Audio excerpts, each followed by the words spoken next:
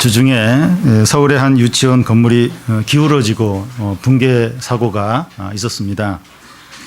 오후 11시 정도에 사고가 일어났는데 4시간 전에 122명의 어린이하고 교사들이 그 건물에 있었기 때문에 대형 참사로 이어질 뻔했습니다.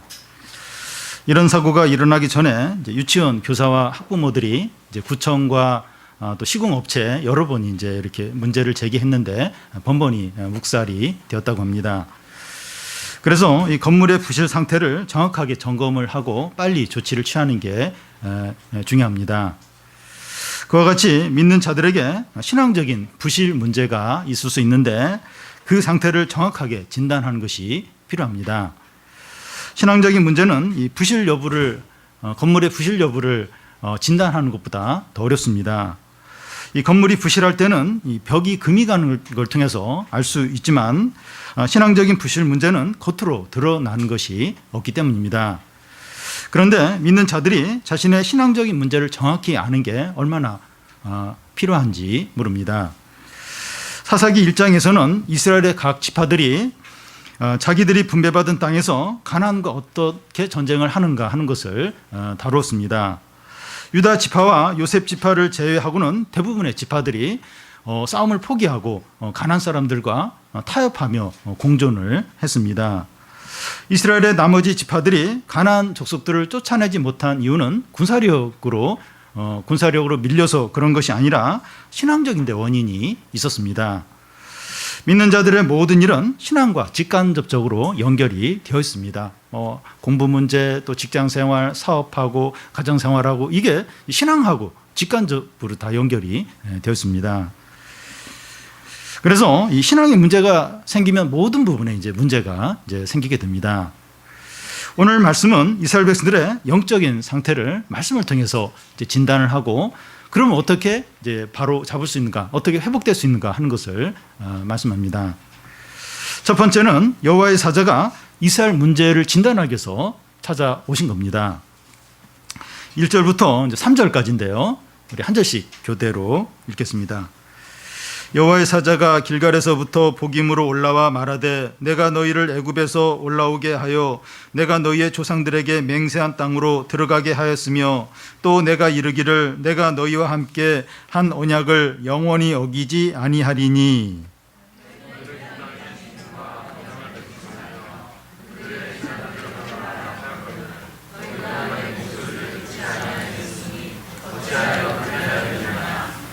그러므로 내가 또 말하기를 내가 그들을 너희 앞에서 쫓아내지 아니하리니 그들이 너희 옆구리에 가시가 될 것이며 그들의 신들이 너희에게 올무가 되리라 하였노라. 예. 여호와의 사자가 누구인지 이름도 밝히지 않습니다. 단지 그 이름을 밝히지 않는 이유는 그가 전하는 메시지에 집중하도록 하기 위해서입니다. 그가 이스라엘 백성들에게 찾아와서 그들의 문제를 이제 진단을 하는데 다른 것으로 하는 게 아니라 하나님 말씀으로 하고 있습니다. 정치적인 면, 경제적인 면, 사회적인 면 이런 걸로 너희들이 어떤 문제가 있는지 알아? 이제 진단하는 것이 아니라 하나님의 말씀으로만 진단합니다. 우리 사회에 큰 사고나 이제 중범죄가 일어나면 언론에서는 그 사고 소식을 전한 후에 교수나 전문가들의 인터뷰를 해서 이렇게 하고서 이제 그 마무리를 합니다. 이제 그런 식으로 하니까 문제가 진정으로 해결이 안 됩니다. 사고든지 또 어떤 중범죄든지 이게 진정으로 해결이 안 됩니다. 그런데 우리도 어떤 어려움이 생기면 세상적으로나 인간적으로 좀 해결하려고 하고 마무리를 하기가 쉽습니다. 그냥 빨리 문제만 좀 이렇게 빨리 정리가 되고 어려움이 해결되기만을 바랄 때가 많습니다. 그런데 그렇게 하지 않고 그 어려움을 이제 말씀의 시각으로 이제 바라보는 게 이제 필요합니다. 1절부터 3절까지를 보면 이제 하나님의 말씀으로 이스라엘 백성들의 그 문제를 이렇게 진단하는 그런 내용이 이제 나와 있습니다. 이 첫 번째는 이 하나님이 어떤 분이고 하나님이 그들을 위해서 하신 일이 뭔가 하는 것을 이제 말하고 있습니다. 1절 중간을 보면 내가 너희를 애굽에서 올라오게 하여 너희의 조상들에게 맹세한 땅으로 들어가게 하였다고 합니다. 하나님은 이스라엘의 구원자시고 가나안 땅을 조상들에게 약속한 대로 선물로 주었습니다. 하나님은 이런 분위기 때문에 이스라엘에 대한 주도권을 하나님이 갖고 계십니다. 그래서 그들은 하나님을 경외하고 그의 말씀에 순종을 해야 됩니다. 지금 이스라엘 백성들에게 이제 심각한 문제가 있어요. 심각한 문제가 있는데 그걸 진단하는데 하나님 어떤 분인가? 하나님, 너희들 구원자 아닌가? 너희들에게 주도권을 갖고 있지 않는가? 근데 너희들 하나님 경외하니? 하나님 말씀에 순종하니? 그걸 지금 보는 거예요. 이제 거기서 문제가 생기면 이제 다 이제 이렇게 더 모든 부분에 이제 문제가 생기기 때문입니다. 두 번째는 이 구원자신 하나님이 이스라엘 백성들에게 요구하는 게 뭔가 이제 하는 겁니다. 1절 끝부분부터 이제 2절 중간까지를 보면 내가 이르기를 내가 너희와 함께 한 언약을 영원히 어기지 아니하리니 너희는 이 땅의 주민과 언약을 맺지 말며 그들의 제단을 헐라고 이제 하였습니다. 하나님은 이스라엘 백성과 가나안에서 피를 뿌리며 언약을 맺었습니다. 너희가 이 언약의 말씀을 충실하면 나는 너희의 하나님이 되고 너희는 나의 백성이 되리라. 너희는 제사장 나라가 된다는 겁니다. 하나님은 이 언약을 영원히 어기지 않겠다고 하십니다. 너희가 이 언약에 충실하면 너희는 내 백성이 되고 난 너희 하나님이 되고 제사장 나라가 되고 나는 이 언약을 절대로 영원히 어기지 않겠다. 그러면서 너희들도 이 다른 나라와 언약을 맺지 말고 내 언약에만 충실하라. 이렇게 이제 하십니다. 이스라엘 백성은 하나님과 언약에 충실한가 이걸 살펴봐야 돼요. 그러니까 하나님과 언약이 잘못되면 모든 게 잘못돼요. 하나님의 어떤 축복도 딱 이제 끊어지게 되고 하나님의 보호도 이제 딱 이제 중단되게 되고 그러면서 문제가 이제 막 생긴다는 거예요. 그래서 그 이스라엘의 문제를 진단하는데 우리가 하나님과 언약에 지금 충실한가 이걸 점검을 이제 하라는 겁니다. 셋째는 여호와 하나님의 이런 요구에 이스라엘 백성들이 어떻게 불순종을 했는가 하는 겁니다. 2절 중간을 보면 너희가 내 목소리를 듣지 아니하였으니 어찌하여 그리 하였느냐고 합니다. 하나님께서 분명히 가나안 족속들과 언약을 맺지 말라고 하셨는데 이제 언약을 맺은 겁니다. 이스라엘이 가나안 족속과 싸워야 되는데 싸우지 않고 그들과 함께 공존하려고 하니까 그들과 동맹을 맺지 않을 수가 없는 겁니다. 함께 동맹도 맺고 그들이 그 종교 그들의 어떤 그 우상 숭배하는 그런 종교 생활에도 같이 이렇게 참여하고 그러면서 자연스럽게 우상 숭배에 빠지게 이제 되었습니다. 이와 같이 이스라엘 백성들이 하나님과의 언약을 이제 깨뜨린 것이 모든 문제의 원인이었습니다. 여기서 모든 죄가 시작되었습니다. 여호와의 사자가 와서 이스라엘 백성의 문제를 진단해 보니까 그 문제의 원인이 하나님과의 언약의 말씀을 버린 데 있는 겁니다. 이것을 바로 세우지 않으면 계속 고통과 불행이 가득하게 되고 결국은 이제 망하게 됩니다. 그러니까 뭐 지금 뭐 여러 가지 문제들이 있어요. 문제들이 어려움이 있는데 딱 여호와의 사자가 와서 딱 이제 진단을 해보니까 하나님의 언약의 말씀을 버린 거예요. 그래서 만약 이걸 다시 이렇게 회복을 안 하면 계속 불행이 닥치고 결국은 이제 이 땅에서 쫓겨나는 거예요. 이 포로로 이제 다른 나라에 끌려가게 이제 되는 겁니다. 하나님은 이런 이스라엘의 불순종에 대해서 형벌을 내리신다고 합니다. 이 3절을 보면 그러므로 내가 또 말하기를 내가 그들을 너희 앞에서 쫓아내지 아니하리니 그들이 너희의 옆구리의 가시가 될 것이며 그들의 신들이 너희에게 올무가 되리라고 이제 합니다. 너희가 가나안 족속들을 쫓아내지 않고 그들과 동맹을 맺으며 그들의 도움을 받으려고 했는데 그들은 너희에게 도움이 되기는커녕 옆구리에 가시가 된다는 겁니다. 이 도움을 받으려고 하는데 계속해서 찌르고 고통을 주고 아픔을 주는 그런 근심거리만 된다는 겁니다. 너희가 가나안 족속들이 섬기는 바알을 이제 섬기려고 하는데 바알이 너희에게 기대한 대로 축복을 주는 것이 아니라 너희를 망하게 하는 올무가 된다는 겁니다. 이스라엘 백성들이 자기들을 애굽에서 구원한 하나님을 버리고 가나안 사람들이 섬기는 바알을 섬깁니다. 이 바알을 섬기면 출산, 그러니까 다산, 자식들도 많이 낳고 계속 풍년이 들고 비도 많이 오고 그래서 계속 풍년이 들 거다. 가나안 사람들은 다 그렇게 믿고 있어요. 바알을. 그래서 이스라엘 백성들도 여호와를 버리고 바알을 섬겼습니다. 근데 그 바알이 이스라엘 백성들이 기대하는 대로 그런 축복을 주는 게 아니라 너희들의 올무가 덫이 못 빠져나가는 거예요. 이 바알을 섬김으로 해서 그냥 망하는 겁니다. 계속해서 이제 하나님의 심판을 받게 되고 결국은 이제 망하는 겁니다. 너희가 원하는 평안과 안식은 하나님이 주신 거죠. 하나님이 주신 건데 너희가 나와의 언약을 버렸기 때문에 너희가 기대한 것은 하나도 얻지 못한다는 겁니다. 평화와 안식은 하나님으로부터예요. 주님만이 우리에게 진정한 안식을 줍니다. 근데 하나님이 버렸어요. 이 바알을 섬기고 하나님의 언약을 깨뜨렸으니까 너희들이 아무리 애를 쓰고 씨를 뿌리고 또 농사를 열심히 지으려고 해도 열매가 없다는 거예요. 추수해도 아무것도 거둘 게 없는 이제 그런 상태에 이제 이르게 된다는 겁니다. 하나님의 언약의 말씀을 버렸기 때문입니다. 그러니까 여호와의 사자가 와서 진단을 해보니까 뭐 다른 문제가 아니라 하나님의 언약을 버린, 이게 이제 이스라엘 백성들의 진정한 이제 문제인 겁니다. 이스라엘 백성들은 여호와의 사자를 통해서 하나님의 말씀을 듣자 이 모든 것이 선명하게 드러났습니다. 그래서 그들이 제일 우선적으로 해야 할 일은 하나님과 언약을 다시 회복하는 거예요. 깨트려진 언약을 다시 회복하는 일을 하는 것이었습니다. 여러분, 하나님의 말씀은 당장은 아프게 하지만 치료하고 회복시키고 온전케 합니다. 하나님의 말씀은 좌우의 나리선 검이기 때문에 썩은 부분, 제 부분을 아주 정확하게 도려내서 치료를 이제 합니다. 당장은 좀 아파요. 좀 힘듭니다. 근데 이 치료하고 회복하는 말씀입니다. 여러분, 하나님의 백성에게는 이 고난이나 어려움이 문제가 아니라 자신의 상태를 모르는 게 진짜 심각한 문제입니다. 예를 들어서 그 아버지가 병원장이고 아주 유명한 의사예요. 그 의사 아들이 있어요.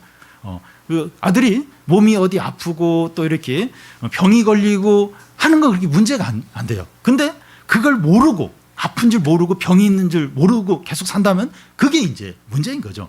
하나님의 백성은 뭐 여러 가지 어려움이 있는데 그 어려움이 진짜 문제가 아니라 그 진짜 심각한 그 진정한 문제가 있는데 그걸 모르면서 사는 게 이제 문제라는 겁니다. 큰 어려움이 있으면 그 말씀으로부터 더 멀어지려고 해요. 더 이제 기도하고 좀 하나님께 나아가야 되는데 싫은 거예요. 이렇게 힘드니까 이렇게 자꾸 하나님으로부터 멀어지려고 하는 게 이제 문제입니다. 그런데 이 성도가 말씀을 통하여 이제 자기 상태를 알고 문제가 뭔지 알게 되면 이미 해결되기 이제 시작이 됩니다.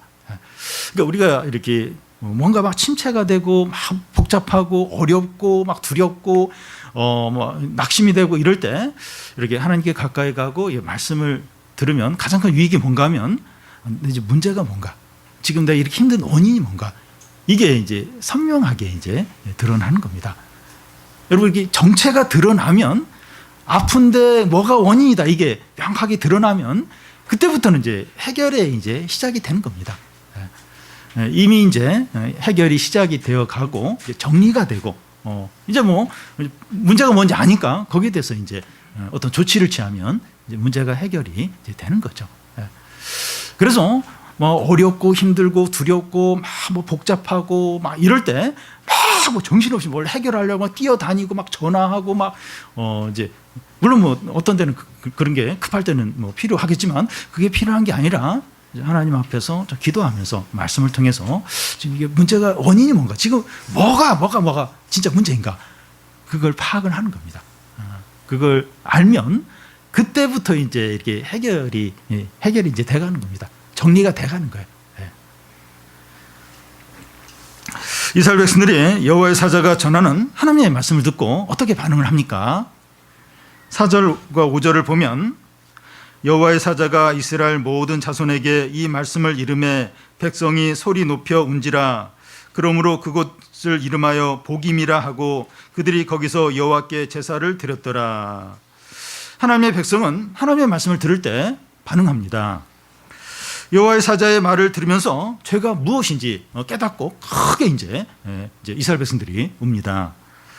그들이 하나님으로부터 많이 떠내려간 것을 이제 생각을 하면서 너무나 마음이 이제 아팠습니다. 여러분, 하나님의 말씀을 들으면 이 감동이 되고 마음의 애통이 있어야 됩니다. 근데 이스라엘 백성들이 그런 거예요. 너무나 이렇게 우리가 참 많이 떠내려갔구나, 죄를 졌구나 하면서 막 이제 슬퍼했습니다. 근데 그것으로 그치는 것이 아니라 여호와께 제사를 드리는 겁니다. 이건 하나님께 나아가 예배를 드리는 것을 의미합니다. 말씀을 듣고 마음만 슬퍼하는 것으로 그치는 것이 아니라 또 하나님께 진정으로 예배를 드려요. 이스라엘 백성들이 굉장히 좀 잘하고 있습니다. 근데 이스라엘 백성들이 그게 전부예요. 이렇게 슬퍼하고 예배 드리고 이게 전부였습니다. 크게 울고 하나님께 이렇게 예배 드리는 거, 제사 드리고 그걸로 끝났습니다. 그때가 이 사사기 초기였는데 이스라엘 백성들이 만약에 이렇게 하지 않고 이렇게 이걸로 끝나지 않고 더 이렇게 나아갔다면 이 사사기의 내용이 많이 달라졌을 겁니다. 훨씬 좋은 쪽으로 이제 이렇게 나아갔을 겁니다. 그들이 진정으로 회개를 했다면 하나님의 언약으로 돌아와야 했습니다. 근데 언약으로 안 돌아온 거예요. 슬퍼하고 그냥 예배 한번 잘 드리고 그것으로 그냥 끝나버렸던 겁니다. 그들이 그동안 맺은 하나님과 언약을 다 취소를 해야 했습니다. 왜냐하면 하나님과 언약을 이렇게 깨트리고 그 가나안 사람들과 언약을 맺었으니까 이제 회개를 한다면 이제 이 가나안 사람들과 맺은 어떤 언약들을 다 깨트려야 이제 했습니다. 그들이 진정으로 회개를 했다면 삶의 방식을 바꿔야 했습니다. 그런데 그런 것이 없어요. 그런 것이 없습니다. 그냥 크게 울고 예배 한번 잘 드리고 그걸로 이제 끝난 겁니다. 여러분, 우리가 이 말씀을 통해서 우리의 죄와 허물을 알게 되고 회개를 한다면 손해를 봐야 됩니다. 다시 하나님의 언약으로 돌아가려면 희생하고 잃어버리는 게 있어야 됩니다. 물질적으로나 사람과의 관계에서나 재미있는 것을 포기해야 합니다. 세상과 하나님을 동시에 섬길 수 없기 때문입니다. 하나를 중요하게 여기면 하나를 소홀하게 여겨야 돼요. 그동안 이제 이스라엘 백성들은 이렇게 하나님을 소홀히 여겼어요. 그리고 이 가나안이나 이 어떤 세상의 재미나 이걸 중요시 여겼어요. 근데 회개를 한다면 바꿔야 돼요. 이제 하나님 관계를 제일 우선으로 하고 세상의 재미나 욕심을 포기를 이제 해야 하는 겁니다. 하나님의 언약으로 돌아오려면 세상과 친하게 지낼 수가 없습니다. 두 개 다 세상과 하나님을 다 사랑하고 다 친하고 양쪽을 다 누리고 그거 안 돼요. 안 됩니다. 이 하나님을 거스리고 또 하나님과 이렇게 반대되는 이 세상의 어떤 유혹과 재미와는 이렇게 멀어져야 합니다. 이 탕자가 회개함으로 이제 죄된 삶을 버리고 아버지께로 돌아온 것처럼 안 돌아오고 탕자가 계속 이렇게 죄된 삶을 살면서 그러면서 나는 잘못했어 하나님께 돌아가야 돼. 그러면서 아버지가 안 돌아가요. 죄된 삶을 안 떠난다면 그 회개가 아니죠. 죄된 삶을 떠났어요. 그리고 아버지에게로 확실히 이제 돌아온 것처럼 이 회개는 죄된 생활 방식을 버리고 새로운 생활 방식을 가져야 됩니다. 예를 들어서 자꾸 어떤 유혹이 있어요.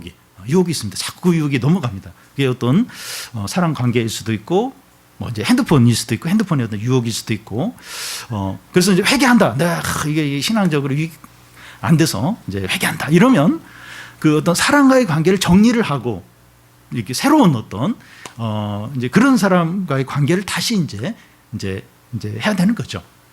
그리고 그 핸드폰에 그 유혹이 있으면 그걸 안 하면 그것 대신 뭘 해야 될까? 좀 더 건전하고 좀 더 유익한 그러면서도 내가 좀 할 수 있는 그런 걸 이렇게 새로운 어떤 그런 방식을 가져야지 그냥 가면 안 돼. 안 할 거야. 그러면서 다른 건 안 하는 거예요. 가만히 있는 거예요. 다시 이제 유혹이 생긴다는 거예요. 그리고 다시 유혹에 넘어간다는 겁니다. 그래서 이제 회개를 한다는 건 새로운 삶의 방식을 가져야 돼요. 그 죄된 어떤 하나님 싫어하는 그걸 버리고 새로운 삶의 방식까지 가져야 한다는 겁니다.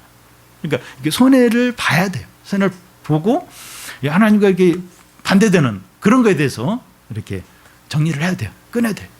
그게 이제 진짜 이제 회개인 겁니다. 근데 이스라엘 백성들은 그걸 안 했어요. 울었어요. 울고 내가 죄졌구나 울고 예배 잘 드리고 그것까지는 좋았는데 더 이상 안 한 거예요.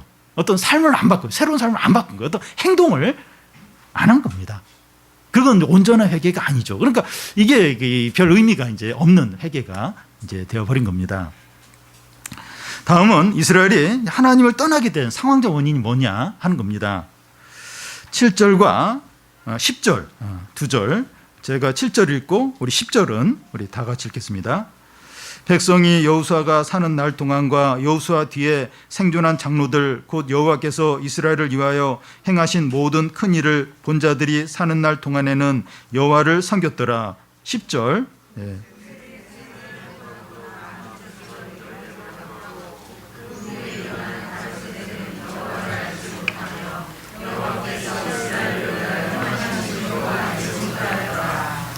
이스라엘 백성들이 여호와를 잘 섬긴 때가 언제인가 하면 여호수아와 같은 세대 살았던 자들로 여호와가 행하신 일들을 본 자들이 살아있는 동안이라고 합니다. 여기서 이스라엘 백성들이 여호와를 섬기거나 섬기지 않은 것을 좌우하는 것은 여호수아가 살아있느냐 살아있지 않느냐 하는 것이 아니라 여호와의 행하신 일을 본 자들이 살아있느냐 죽었느냐 하는 것에 달려 있다는 겁니다. 다시 말해서 이스라엘 백성들의 신앙에 중요한 것은 여호와의 행하신 일을 증거해 줄 사람이 있느냐, 거기에 이제 달려 있다는 겁니다. 그런데 때가 되자 여호수아가 110세 죽습니다. 그리고 그와 함께 살았던 여호와의 행하신 일을 본 자들도 다 함께 이제 죽습니다. 그러자 그 다음 세대는 여호와를 알지 못하고 여호와께서 행하신 일도 알지 못하였다고 말합니다. 여기서 그 여호와를 알지 못하였다 하는 게 무슨 말입니까? 그 사무엘상 2장 그 12절에 보면 엘리 대제사장의 방탕한 두 아들이 나오는데 여호와를 알지 못했더라 이렇게 나와 있습니다. 엘리 대제사장의 두 아들이 여호와를 진짜 몰랐을까요? 대제사장의 아들들이에요. 그리고 두 아들이 항상 성전에 있었어요. 여호와를 알았죠. 여호와를 알고 있습니다. 이와 같이 여호수아와 그 세대들이 죽은 후에 그 다음 세대들이 여호와를 몰랐을까요? 여기 여호와를 몰랐더라 하는데 여호와를 몰랐을까요? 모를 리가 없습니다. 여호와를 알고 있습니다. 그런데 엘리의 두 아들이나 여호수아의 그 다음 세대가 여호와를 아는 것은 여호와에 대해서 아는 것이지 여호와를 아는 것은 아니었습니다. 무슨 말인가 하면 여호와를 지식으로 정보로 아는 것이지 인격적으로 경외하며 아는 것은 아니라는 겁니다. 그들에게도 이제 신앙이라는 것이 있는데 지적으로만 그리고 형식적으로만 아는 겁니다. 인격적으로 뜨겁고 살아있는 신앙이 아니었습니다.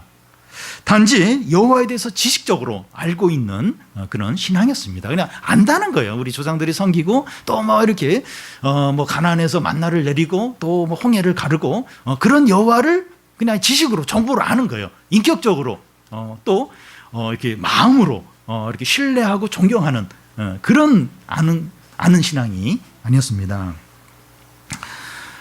사는 여러분, 우리의 신앙이 여호와를 아는 신앙인지 여호와에 대해서 알고 있는 신앙인지 알려면 어떻게 알 수 있습니까?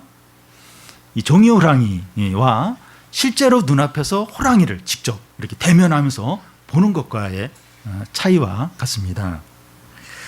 우리 안에 뜨거움과 감격과 진정한 기쁨이 있는지 돌아봐야 합니다. 물론 일시적으로 감격과 뜨거움과 기쁨이 없을 수 있습니다. 그런데 일시적인 것이 아니라 오랫동안 기쁨과 열정과 경외함이 없이 지내고 있다면 하나님에 대해서 지적으로만 알고 있는 신앙이 이제 된다는 겁니다. 우리가 그러기가 쉬워요. 시간이 지나면서 그냥 일시적인 게 아니라 오랫동안 한 달, 두 달, 몇 개월 동안 그냥 이렇게 열정이 없어요. 뜨거움이 없어요. 어떤 간절함이 없고 감격도 없고 그냥 하나님 알아요. 예배를 통해서 말씀도 듣고 성경을 규칙적으로 읽기도 하고 하나님 알아요. 그런데 어떤 간절함들, 뜨거움들, 어떤 기쁨이 없이 지낼 수 있는 겁니다. 이건 하나님에 대해서 아는 거죠. 하나님에 관해서 지식적으로 정보적으로 아는 겁니다. 여러분, 하나님은 살아계시고 뜨거운 불을 가지시고 생명으로 충만하신 분이십니다. 하와이에 그 용암이 엄청나게 많이 쏟았는데 용암이 얼마나 뜨거운지 몰라요. 얼마나. 모든 게 다 녹아버립니다. 그래서 그 쓰레기를, 이 지구에 있는 쓰레기를 그 용암 거기에 이렇게 넣으면 어떻게 됩니까? 그러면 싹 녹아버리고 뭐 그런 말까지 이제 나오고 그랬는데, 그 엄청난 뜨거움. 하나님은 그렇게 뜨거우세요. 사랑도 뜨겁고 하나님 열정을 가졌고, 우리가 그런 하나님을 믿는다면 우리가 이렇게 냉랭하고 형식적이고 이제 그럴 수가 없다는 거예요. 우리가 그 하나님을 진짜 안다면, 그 하나님을 믿는다면 그럴 수가 없다는 거예요. 근데 하나님에 관하여 이렇게 지식적으로 형식적으로 알면 그냥 냉랭하고 이렇게 무관심하고 이제 지루하고 막 이제 이렇게 이제 될 수밖에 이제 없다는 겁니다. 그래서 내가 이 하나님을 믿는 건지 그냥 하나님에 관해서 그냥 알고 있는 건지 우리가 좀 돌아봐야 됩니다. 하나님 진짜 뜨거우신 분이에요. 열정이 있고 능력이 있고 사랑이 넘치는 분이십니다. 우리가 그 하나님을 믿도록, 하나님 알도록, 하나님 의지하도록, 그 하나님께 기도하도록 그런 신앙을 가져야 됩니다. 우리는 여기서 한 가지만 더 생각해 봐야 할 것은, 여호수아가 죽고 그의 신앙의 세대가 죽으니까 이스라엘 백성들이 여호와에 대한 신앙을 버렸다고 하는데, 이게 어쩔 수 없는 것이냐 하는 겁니다. 신앙이 좋던 세대가 죽으면 그 다음 세대가 이런 식으로 신앙을 떠나는 건 뭐 당연한 거냐, 그냥 다 그렇게 뭐 이제 되는 거냐 이제 하는 겁니다. 이제 그렇지 않습니다. 그러면 어떻게 하면 그들의 부모와 선배들처럼 후손들이 신앙을 잘 지킬 수 있습니까? 때가 되면 죽어요. 이제 부모나 신앙이 좋은 분들 다 죽습니다. 사라지게 돼요. 그러면 그냥 그 신앙이 좋았던 분들이 사라지니까 당연히 그 후손들, 자녀들은 그냥 신앙 버리고 그 당연한 거 아닌가? 그렇게 될 수밖에 없는 거 아닌가? 그렇지 않다는 겁니다. 그렇게 되지 않으려면 어떻게 됩니까? 하나님의 말씀과 하나님께서 행하신 일들을 잘 가르치면 됩니다. 하나님의 말씀과 하나님께서 하신 일들에 대한 이 가르침은 과거의 역사적인 일로 끝나는 것이 아니라 현재도 살아있고 생명 있고 능력이 있습니다. 그러니까 하나님 말씀을 가르칠 때, 하나님이 행하신 일들을 이렇게 전할 때 성령의 역사예요. 성령이 역사하면서 그걸 듣는 어떤 후손들, 후배들에게 살아있는 하나님으로 느껴지게 된다는 겁니다. 그러니까 이렇게 말씀을 전할 때, 하나님 행하신 일을 이렇게 전할 때 이게 성령이 함께 역사해요. 그러면서 듣는 사람들 마음에도 살아있는 하나님으로 느껴진다는 겁니다. 여러분, 우리가 이제 말씀을 들을 때나 모임 안에서 누군가 이제 자신의 삶을 이제 하나님을 경험한 또 하나님이 이제 이렇게 응답해 주신 어떤 그런 일들을 나눌 때 이렇게 마음이 이렇게 뜨거워지는 걸 느낄 때가 있지 않습니까? 그리고 어떤 이렇게 고백을 하는데 이게 함께 이렇게 기쁨이 생기고 은혜가 누려지는 이제 그런 걸 느낄 때가 있어요. 그냥 그분은 그냥 자기 얘기를 하는 거예요. 자기 하나님 경험한 그 얘기를 하는데 듣는 사람에게 이렇게 기쁨과 은혜가 생기는 것을 느낄 때가 있습니다.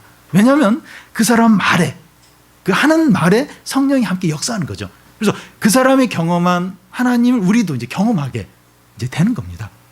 그래서 이게 부모나 어른들이 하나님 말씀을 이렇게 가르치고 하나님의 행하신 일들을 자녀에게 계속 가르치면 그들에게 그런 하나님이 남게 돼요. 그래서 그 부모나 어른들이 죽고 사라진다 할지라도 그 자녀들이 그 하나님을 경외하고 그 하나님을 의지하면서 살게 된다는 겁니다.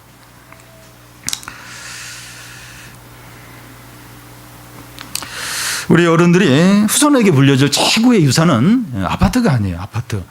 요즘에 아파트 값이 너무 올라가지고 막 부부들이 싸워요.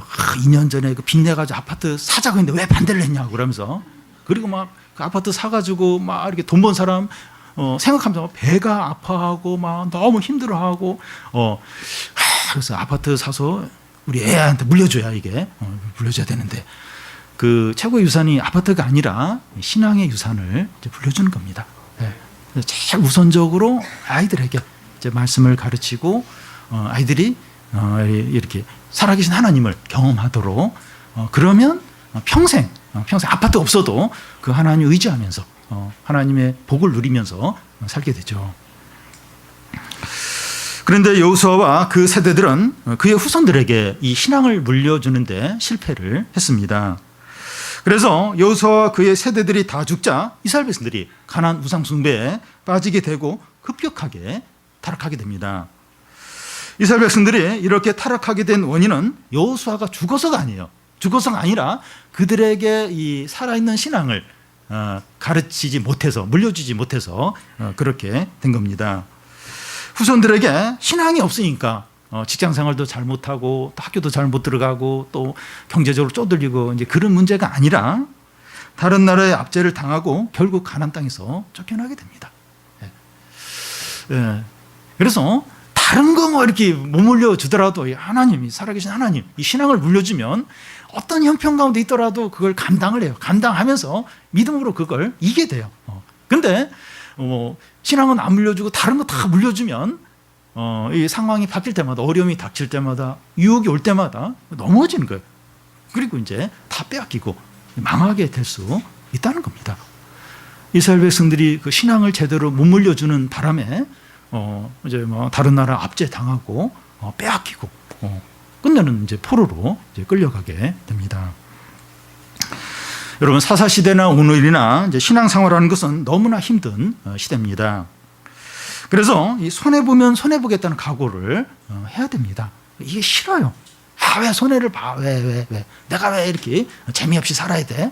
이게 힘들어요. 근데 손해를 봐야 됩니다.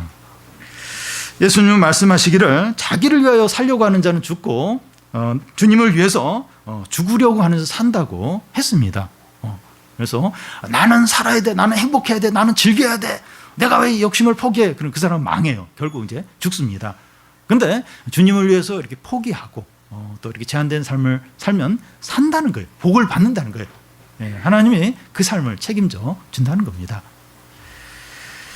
하나님 나라와 그의 의를 구하라. 그러면 이 모든 것을 더하여 주리라. 육신적인 필요를 채워 주신다는 겁니다. 이 시간 우리 자신을 하나님 말씀으로 한번 진단해 보시기 바랍니다. 우리가 하나님의 언약으로 돌아오려면 다른 것들을 끊어야 됩니다. 이 하나님과 안 맞는 거, 이게 하나님과 자꾸 반대가 되는 거, 충돌이 되는 거, 은혜를 자꾸 밀어내는 거, 그것을 이제 버려야 됩니다. 그만큼 시급하고 중대한 일입니다. 이렇게 좀 하나님께 가까이 가고 회복하기 위해서 이렇게 끊고 이렇게 결단하고, 이건 시급해요. 너무나도 중대한 일입니다. 우리가 하나님을 아는 신앙인지 하나님에 대해서 아는 신앙인지 한번 돌아보시기 바랍니다. 하나님에 대해서 아는 신앙은 여유가 있어요. 여유가 있어요. 그냥 뭐 이렇게 별로 급할 게 없어요. 근데 하나님을 아는 신앙은 간절해요. 뜨거워요. 뜨겁고 결사적입니다. 우리가 이 하나님에 대해서 그냥 아는 신앙인지, 하나님을 아는 신앙인지, 이 하나님을 아는 신앙이 되어야 됩니다.